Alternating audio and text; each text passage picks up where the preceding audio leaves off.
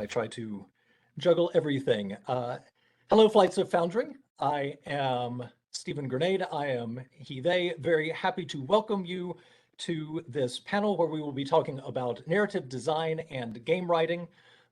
We've got a really excellent lineup of panelists, and I can't wait to hear what they have to say about their experiences and the number of different areas that they're working in. So I'd like to start off by having panelists introduce each other. Yes, you have to interview somebody else. I didn't warn you about that part. So if you will, introduce yourself, talk a little bit about what game things you have done and have been working on and how you got started doing this. And Diego, if I may, I'd like to call on you first. Sure. Hi, Stephen. Hi, everybody. Yeah, my name is Diego Rodriguez. I'm a psychologist, game designer, and writer. I work in Peru. I'm from Peru, and I have around 9 years of experience working in different kinds of games for different kinds of platforms, mainly mobile games and console games. And the last games I've been working on are very different from each other. One of them is like a point and click with no text, just like 3 words. It's mostly a metaphorical story. Then another one is called Tunche, which is more of an action game, a beat 'em up. And that one is the opposite. It has a lot of text, a lot of dialogue, and a lot of narrative. And the one I'm working on right now is a visual novel, which it's pretty much the one with the most amount of text and the most amount of narrative. Excellent. Thanks so much. Carter, what about you? Yeah, I'm Carter Mycroft. I am a writer and musician and fisheries scientist and budding game developer, I guess. Most recently, I worked on a narrative RPG called Welcome to Los Suelos, which is part of a big multimedia project I worked on over the last couple years called Los Suelos, California. It's basically a interactive anthology. So we had about 40 writers and visual artists who all put together stories and characters and artwork for this anthology, all set in a fictional town. And then what I did was develop a kind of JRPG Game Boy style game where you basically walk around the town and meet all the characters, and it has a storyline with branching endings and that kind of thing. Currently, I'm working on a couple little projects, mostly trying to teach myself C# coding and learning how to use Unity. And I've also done some scoring and sound design work for some other indie games. Excellent. Thanks. John, what about you? Hi, yeah, I am John Appel, he, him. I am these days, now that I've retired from my day job in information security, I'm a full-time writer, writing science fiction and fantasy. I've done some game writing, though. I have been playing tabletop games since the Blue Box 1978 D&D, and most of my experience, well, actually all of my experience in writing and developing things in this has been and running games has been tabletop. I've been playing obviously video games for, well, maybe not obviously, but I've been playing video games for a long time. I tend to refer to myself as one of those people from the 1970s who brain hasn't fossilized. I don't think that everything we did in the 70s is the way that we should be doing it now. In terms of game writing, I wrote things I was a member of the Catalyst demo team for a while, and I wrote a series of adventures for the Shadowrun the Lemming campaign, and one of them is best known as called Do No Harm, where the Shadowrunners are not allowed to kill anyone. They have to ruin a person's life in 10 days, and they're not allowed to kill him or members of his family. So they have to get creative. And that's me. That's excellent. My background is in indie text games, text adventure, choice games, things like that. Mostly, just out there on the web for people to play because it's something I really enjoy doing. Although I will have a game coming out from Choice of Games later this year. which, if you come to the panel here a little bit later on long projects, you'll hear how I'm still not finished with it. So that's fun. So I'd like to start by asking the panel if you'll talk a little bit about how you have experienced narrative design, game writing, and if, I don't want to get too definitional, but I am interested in hearing your thoughts on if there is a division like that, what does that look like in your practice of writing games? Carter, why don't you start us off?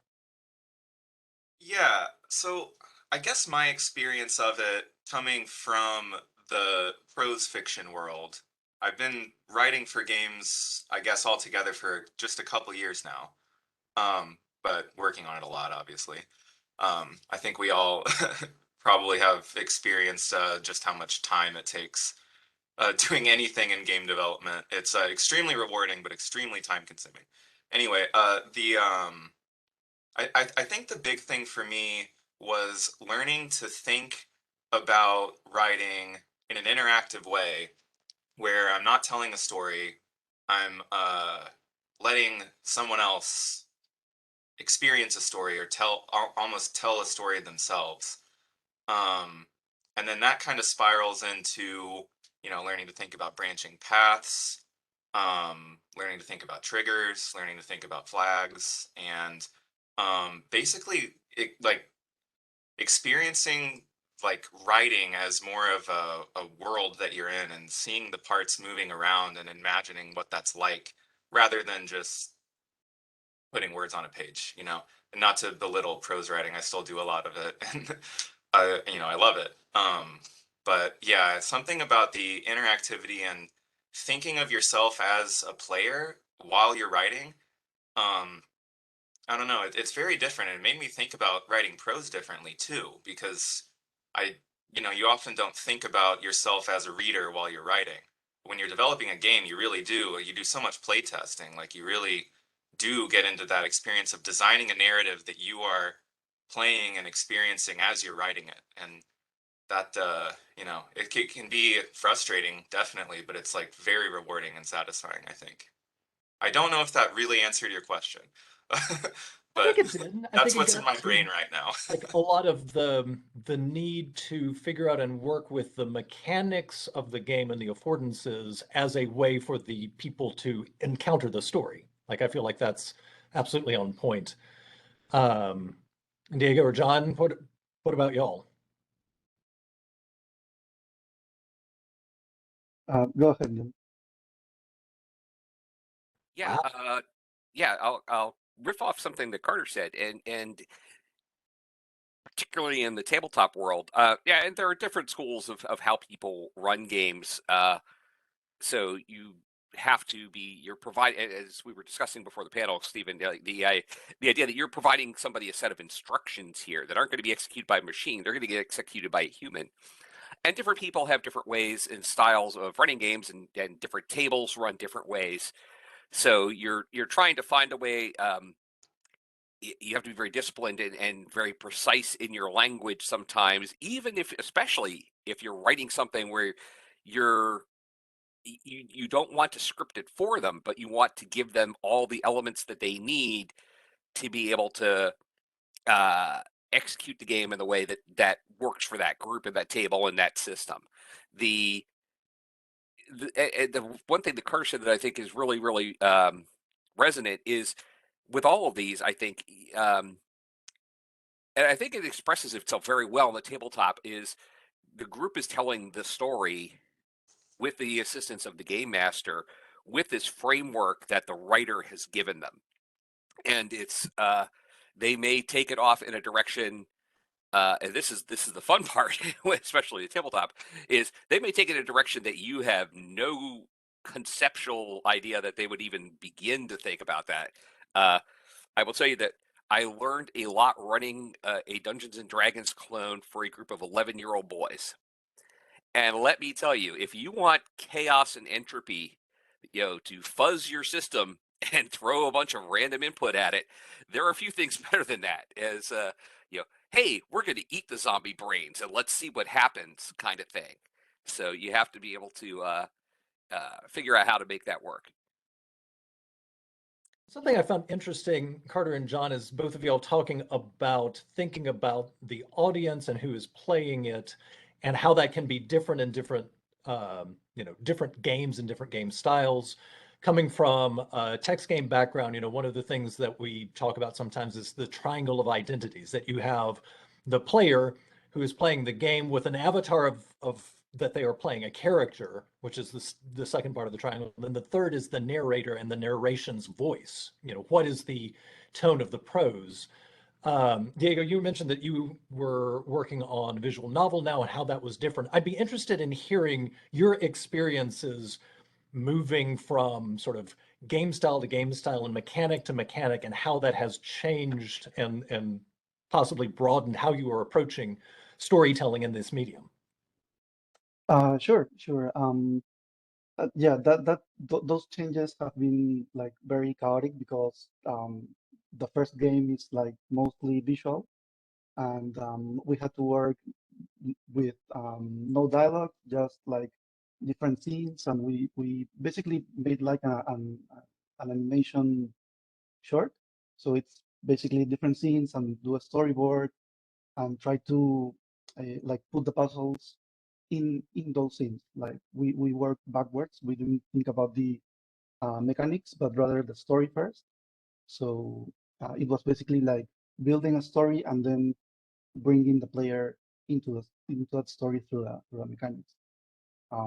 But for the next game, for Tunche, which is an action game, it was the complete opposite. It was first the mechanics, first make it fun, make it enjoyable, make it rewarding, and then add the story. So that was a bit of a challenge because since the game is a roguelike, the story couldn't be told in a linear fashion. So we had to break it down, and we had to like find ways to tell the story, the main story and the story of the characters, in a way that people could understand them.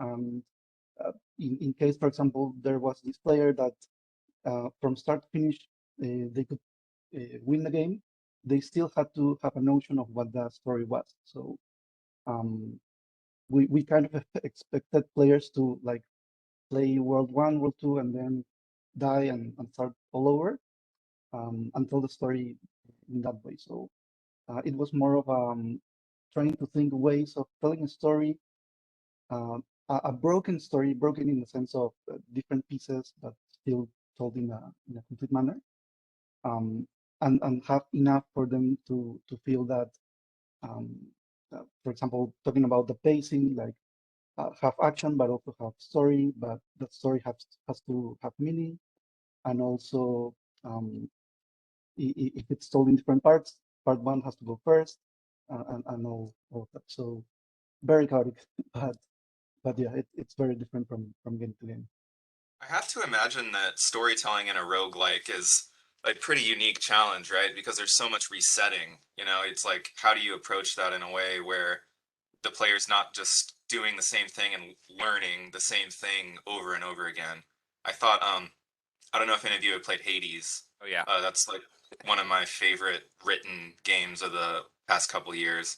And I thought that the way they did it was really clever. Like, it actually rewards you for dying in a way because you get more story stuff every time. I thought that was like really clever. Man, I'm like imagining working on writing a game like that now, and it's like kind of mind blowing to they pulled it off so well in that one. And I think even though I'm not sure there's a whole ton of story in it because I have never not played any of these through, but the Dark Souls game and Demon Souls and Dark Souls and things like that, that death and advancing the advancing your progress, whether we say that's a story or not, I think I'm not going to go into that debate. But that is a thing that I don't know if it originated there, but that's certainly the first place I remember seeing it. And Hades, to be sure, made incredible use of that. There's a reason why we voted it all those awards. It gave it the Yeah, title of the Hugo. It's really interesting to think about how like the game mechanics, like in a game where, for example, you die a lot or you reset a lot or the world is procedurally generated, that kind of thing, like plays into the storytelling. I need to check myself a little bit because you did say the Dark Souls word, and I love those games. I'm a huge FromSoft fan, so I need to like not take up the entire panel talking about this. But there is a quote from Hidetaka Miyazaki, the who develops those games and writes a lot of the story in them, that I think is really on point for that. It was when they were working on Elden Ring, and he said something in an interview about how usually they develop the gameplay mechanics first and then come up with a story that kind of lets the player engage with the mechanics and engage with the world in a way that kind of fits the mold of the game that they made. But then for this new one, for Elden Ring, because they hired George R. R. Martin to write the backstory of it, they did the opposite. So he actually developed like the lore and the the backstory of this world, and then they built the game around that. And like I don't know, like just like seeing him talk in the interview about like how that whole experience like turned the whole thing in reverse is interesting. I don't know if you guys have or if you all have kind of gone about it one way or the other. Like for the Los Suelos thing, it was very much like I have the story and I'm building the game to tell the story. But I don't know if like you guys have come into it from the other direction where you have like gameplay mechanics that you need to come up with a story for. Maybe for like the roguelike, that's sort of the deal there. Yeah, yeah, it actually was because the game changed a lot through the development, but the mechanics stayed like on point. And the thing with the game is that it's set in the Amazon rainforest, so we wanted to bring all those elements, cultural elements and mythology from the Amazon.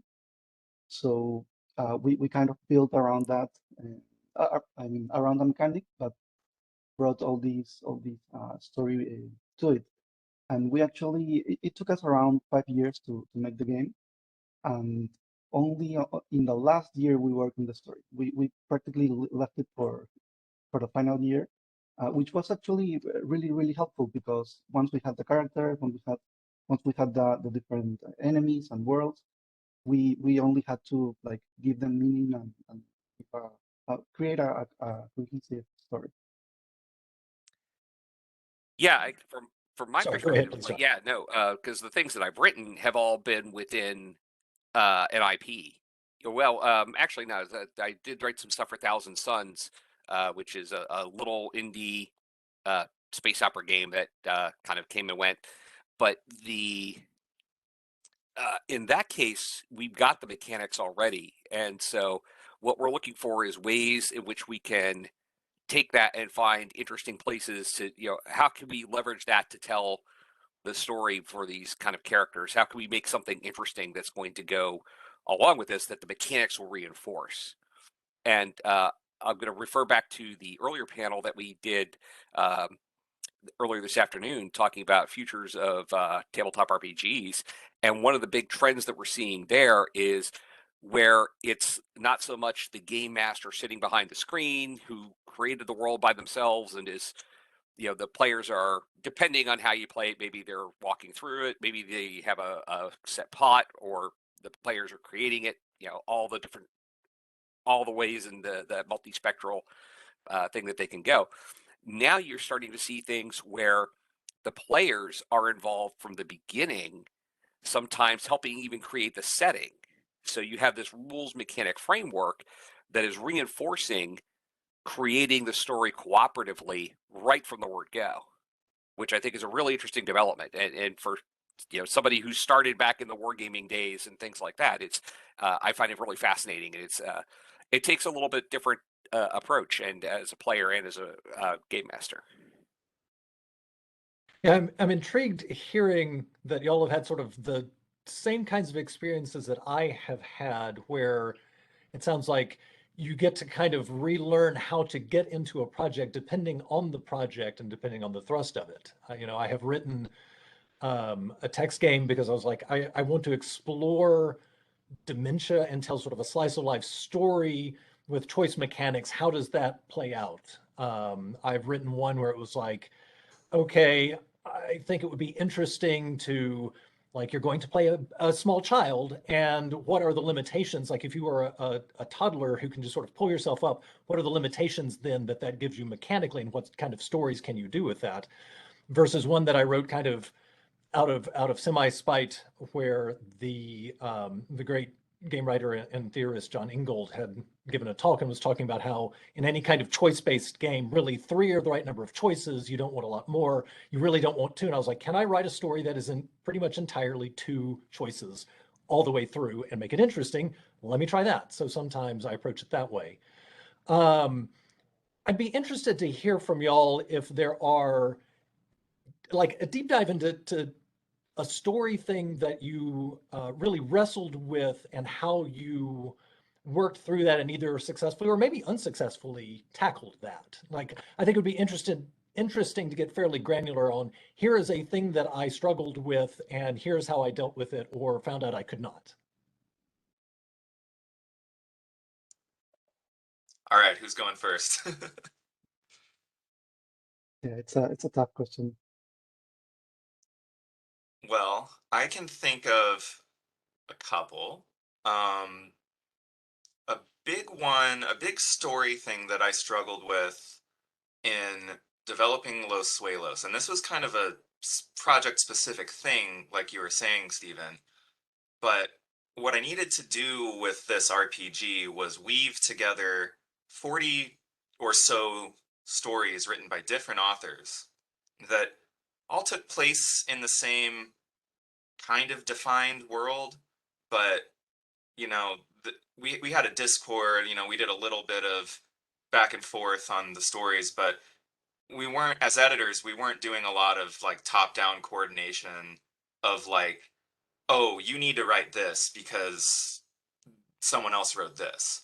We figured we'd kind of connect the dots later. So then I had to do that. And it's weird because there's so like consistency is something that it's really, really easy to mess up, but players will notice that right away. You know, if a character says, "Oh, I'm going to the bar," and then you meet that character later at the grocery store instead of the bar, players will be like, you know, you notice that? Because if that happened in real life, it would be completely bizarre. And you know, then your game is broken and unplayable and should never have been made, and the devs are lazy and all that stuff. 1 star. Yeah. So I had a lot of that in the Los Suelos game. I had one character whose name is Terrence, who was written in a very brilliant story called "There Is No Easy Way Towards Earth" by Jonah Wu. And Terrence works at the slaughterhouse and is staying at a motel.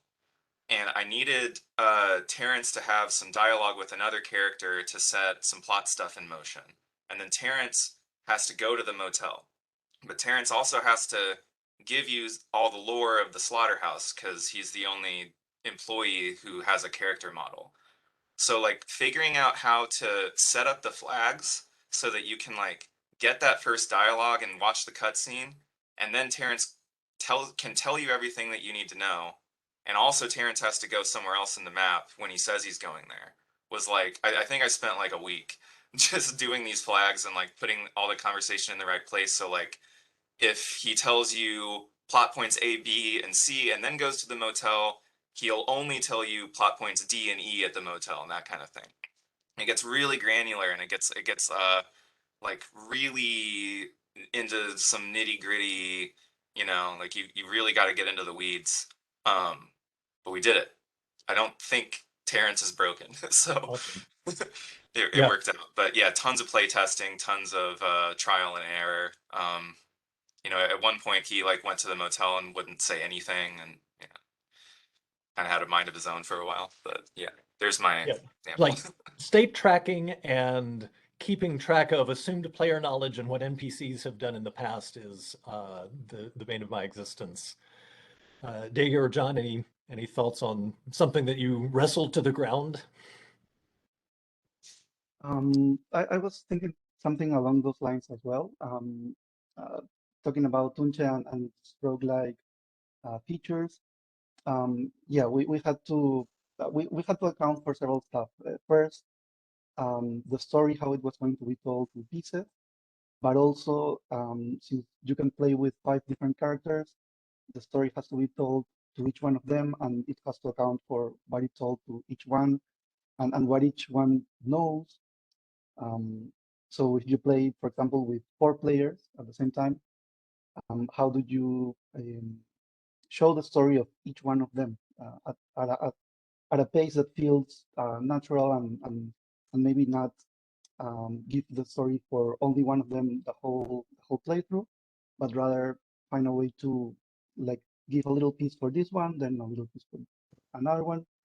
So we kind of had to do that, and it was kind of like finding a way to write the story 5 times, because each of the characters had different motivations and they had to react differently to certain dialogues.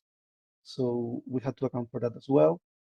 And it was basically the solution that we found was to make a chart. Basically, make a chart and start like connecting dots. Start like whenever we have any dialogue, we put okay, this is the player that's going to talk by default, unless this other player goes there first, or I don't know, like making a lot of rules, a lot of ifs, and basically once we had that, we had to like, play test and see if it actually made sense, because there were a lot of variables that luckily we actually did it. I think we did it um, positively, but I would say something like that. Yeah, I think for me, my challenge is a little bit different. Although I'm going to suggest like continuity editors, they're a thing. Uh, might be worth investing. But the challenges, the biggest challenges I faced in this have been when writing within somebody's IP, or playing or running a game within someone's IP. And I think this applies either whether you're dealing with a tabletop environment, or if you're lucky enough to be writing for Star Wars, writing for Mass Effect or something like that, where you have these bigger backdrops. The One Ring, you're playing a game in Tolkien's Middle Earth. We know what happens. You know, we're before that. We're between The Hobbit and The Lord of the Rings, but we know what's going to happen out there. I saw this done not very well one time playing in a Song of Ice and Fire campaign that was hewing directly to the timeline of the books, and we wound up boxed into a corner because of what our house and what our characters were doing. There's 2 ways I think that you can kind of approach that. One is to go and take the Becky Chambers approach. So for those who aren't familiar, Becky Chambers is a science fiction writer. Her books have been called cozy space opera. They're not about the big galactic wars or the massive. The world is not at stake. They're drilled down much more tightly into a crew of people, a small group of friends, people that are stuck together during a disaster. And the stakes are very much more personal, and so you can focus on this story where the stakes are still huge to these individuals, but they're not, the world is not ending. And there's a lot you can play within that in terms of the personal interactions and what their choices are. The other way is to look for the places. The late great Cage Baker, who is best known for her Company series of books, she died a number of years ago. Tragic loss to science fiction. Where she had this concept of what's called, or she coined, I don't know if she coined the phrase, event shadows. And so we have these time travel stories, and what they're looking at are these places where these are the things that are defined, but because they're documented, there's written evidence or archaeological evidence that's been found, but we don't know how this happened. So whether this is the fall of the 30th Legion in England, or a shipwreck off the coast of California. We know when the ship left, we know who survived, but we don't know all these details about what happened. and you can play around in those areas. So you can play in the event shadows of these bigger things when you're dealing with an intellectual property. You can find these places that nobody's talking about. So this one chunk of adventures I wrote for Shadowrun, I got to define some parts of the world that nobody had really talked about. So we were going through Tennessee. So the kind of the linked series was these adventurers, these Shadowrunners were sent to a mission in Tennessee, and they wound up doing, making their way down the river, basically, doing different jobs. And so this was this area nobody had really touched on before. It was like 2 supplements had some information, and that was it. And there was not much there. So I had the freedom to play in that space. It's really cool, and I love that you're bringing up that bit from Cage Baker's stories. Yeah. I had never connected that with storytelling as well, and I think that's a really neat connection there.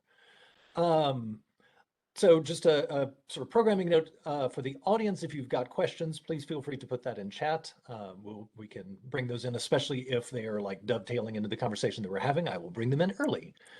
I would love to hear the group of you talk about how you approach trying to give the players an experience in as they sort of bump up against the story in your game. How do you help them have a chance to have a feel when you are potentially looking at, like, it's not as direct as in a linear story, right?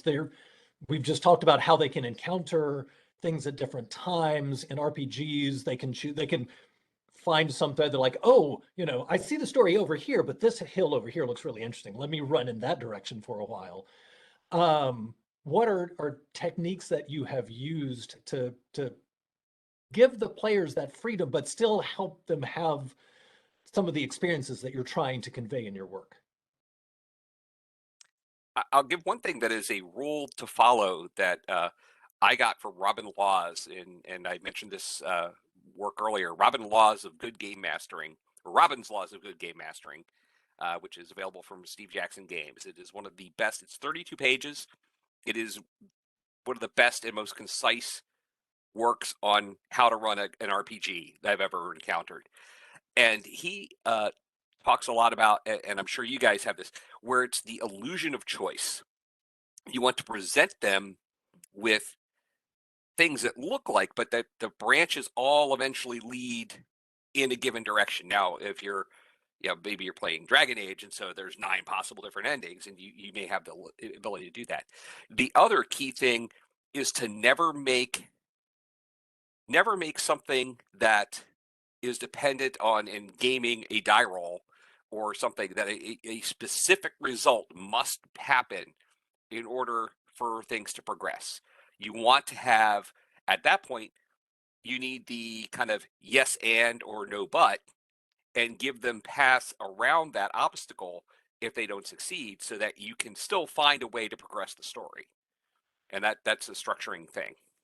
Yeah, So that makes a lot of how do you- sense to me. Oh, sorry, I didn't mean to cut you off. I was just going to say, it's easy. It can be easy to do on the fly when you're sitting at a table. It's a lot harder to do, I imagine, when you're either if you're writing an adventure that other people are going to write, you're writing something for publication, you have to be able to provide that go around. But I can imagine it's tough to code.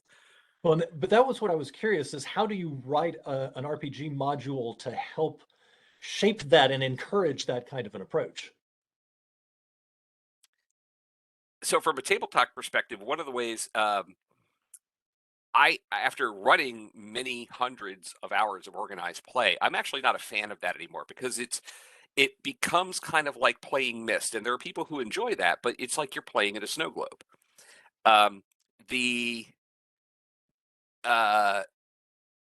What Casey Christopherson, who writes for a wide variety of tabletop people, I think most recently Necromancer Games and Frog God, he talks about writing adventurous locations and dropping the hooks of, hey, here's all these possible things, the shiny objects, and leaving it. And this is kind of a more old school way of leaving it for a game master to hook these things together. Because way back when, we didn't have any of this stuff. We didn't have published worlds for a long time. So we were putting this stuff together, and I'm not going to say one is better than the other. It's only bad if no one's having fun, or as long as everyone's having fun, it's good. That's the way to put it. So that's one way is that you're leaving it up to the game master or the players to kind of create that. When you're doing something though that is designed, what you have to do is set the option or set the conditions. So Shadowrun, very simple. You have a job. Your job is to do this. You ruin a guy's life in 10 days. Here's the constraints. You can't kill anybody. You can't put him in jail. He can wind up talking to the police, but he can't get arrested, because we're going to extract this guy. We want him in our company. We just want his life ruined. So then you have to design the locations and leave things that people can then pick up on how they're going to do that. And you then have to also set kind of like a scoring criteria of you need to ruin something in his personal life, something in his job, and something in his wife's restaurant somehow. Make this, and something in his home. You need to hit 3 of these 4 areas, and then you detail those areas with what can happen if certain things go, and then you can let the players go run with that.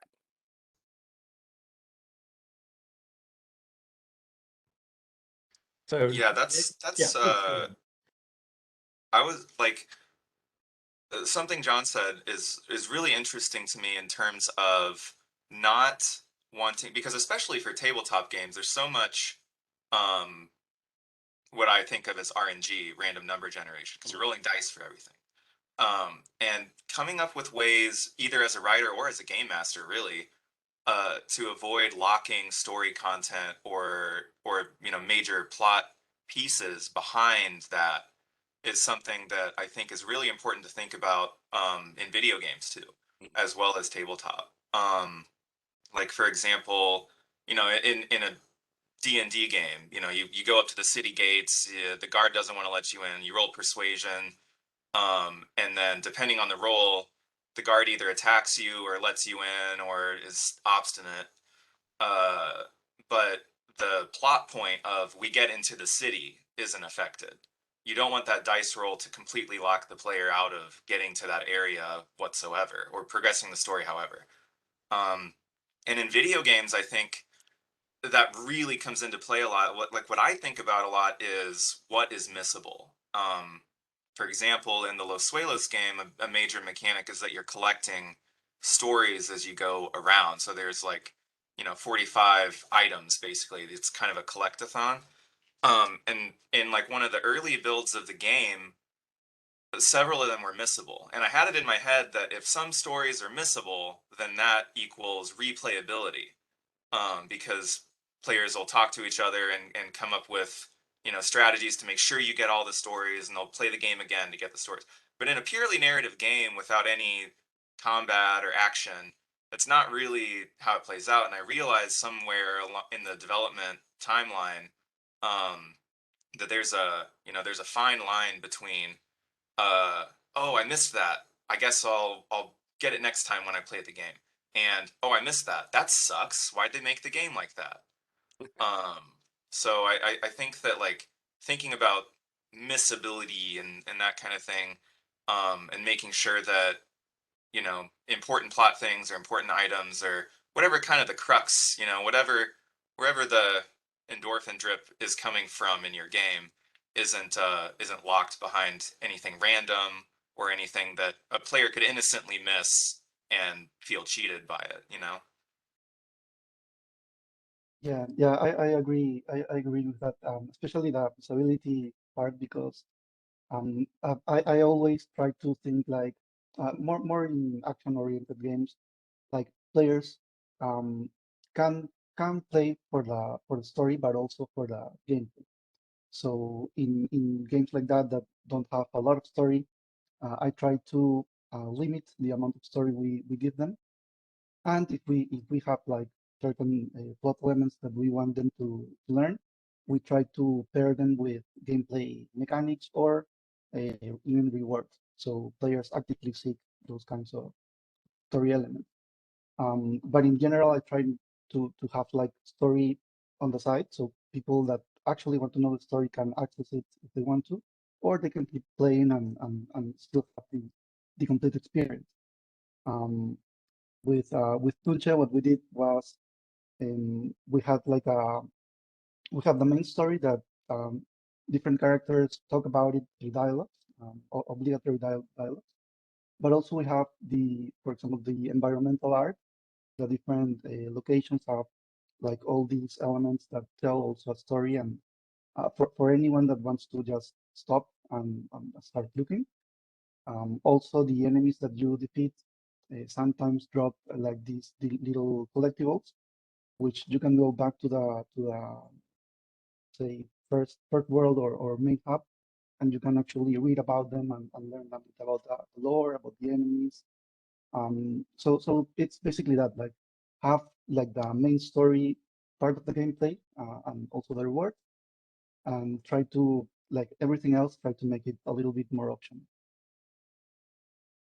We got a question from the audience that I think fits in well here, and I'd love Carter and Diego to get your thoughts on it, which is, how do you embrace player choice and player agency while still having a structure? How do you acknowledge their decisions, but realizing that, the game world is finite and the story that you're telling has bounds?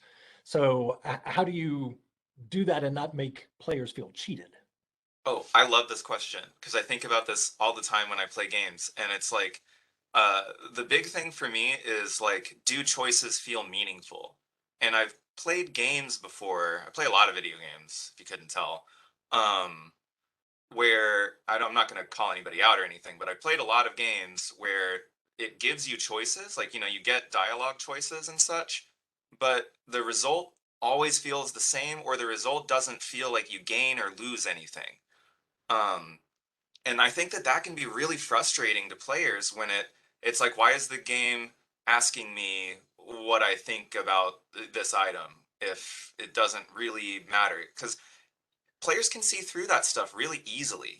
They can see through the veneer of, like, the UI and the interactivity, and if it feels like they're not really interacting in a meaningful way, then people can get annoyed. Or even if they like other stuff about the game, then they'll go on the IGN comments and talk about how the story sucks. Um, and I think that, like, ways to make choices feel meaningful is to a really, really good way to think about it is to have choices, have dialogue choices or morality choices or whatever it is that tie in directly with the game mechanics. So, like, for example, I replayed the Mass Effect trilogy last year, which I'm sure a lot of people did. Um, and it really struck me, like, how meaningful the decisions that you make in that game are. They can have, like, major plot impacts. You literally decide, like, which of your friends to save and let die and stuff. And that affects gameplay, that affects who you can use in your squad later on. And there's smaller things too, like, you can decide, for example, to progress an NPC quest in a kind of evil way or in a helpful way, and that can affect, like, where that NPC goes even in later games in the series. I think that the way that they do it in that trilogy specifically is really brilliant. And it's something that you can do in any game that you're writing or designing, I think, is to think about how choices aren't just the player saying, what do I think about this? And the game not caring. It's the player saying, what do I think about this? And having some kind of reward or punishment or change that the player can really see happen and feel the effects of. I think that that's, like, where it really hits. It's like, oh, I decided that, and now I have a badass gun that I can use later. Something like that. Yeah, I'm basically going to say pretty much the same thing. You have to have meaningful choices so a player can actually feel like the rewards are meaningful. And for example, I'm actually trying to the last few months that I've been working in this visual novel. It's my first experience with branching dialogue, so I've actually asked myself this question a lot of times, and it always comes to the meaningful part, because I want to tell the story, but I want the players to go, for example, through path A. But I put the like for example, I put the choices, and I like choice A better than choice B. But I want players to feel that both of them are equally significant, equally meaningful. So I can the written part has to also be like equal. So that's one thing. The second thing about that is that I can put just choices just to have choices. Maybe for small stuff, maybe like to show the mechanic, maybe to like keep the player in this pacing of choosing. But when you have like important choices, you have to actually make them have real consequences. So if you eventually have a choice that takes you through one of three paths, okay, you have to fully develop one of those paths, and yeah, maybe you can eventually bring them all to the same place, but that has to have a consequence either then or either later in the game. Yeah, I definitely think you're trying to make space for the players to attach meaning to those choices. And whether that is, it is reflected in game. Like I think about that for the Choice of Games game that I'm hopefully finishing up now, where some of the choices that you make sort of define things about the character you are playing in the story world. And so if I have one of the NPCs remark if the player later on acts in a way that is different than they had before, and one of their NPCs who knows that person comments on it, then that reflects back. They're like, oh, the game is paying attention. It mattered that I made this. Or even if it's not making a material change, if it is a reflective choice where you're asking the player, this thing just happened, what do you feel about that? So that they have to sort of think about it and say, oh, this is the feeling that I assign to it, and it has meaning, even though it has not changed the world state. I think that's another approach that you can take.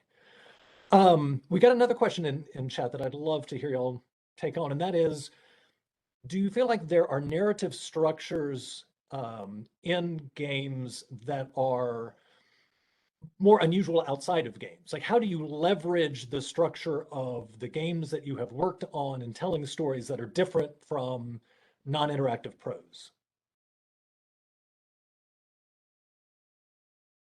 I think it's an element of choice, and especially where you can make that choice meaningful somehow. That the when I'm writing, my novel is I'm carrying people on this ride. It's like a movie. It's the difference between that movie and having something where improv comedy where they're taking the suggestions from the audience. It's that level of participation and engagement of the player.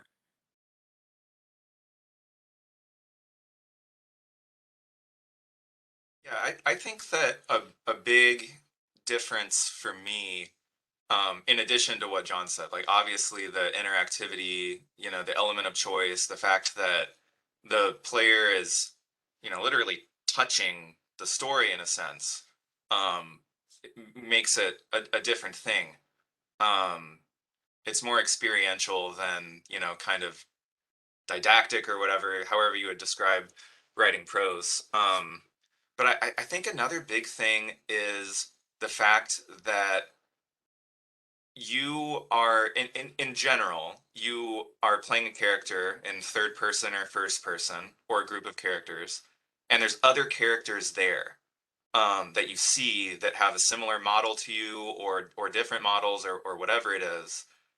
But the fact that you can see yourself and you can see the other characters in 2D or 3D space does something different. I mean, I haven't researched this, but it does something different psychologically than reading about them on a page and imagining what the characters look like.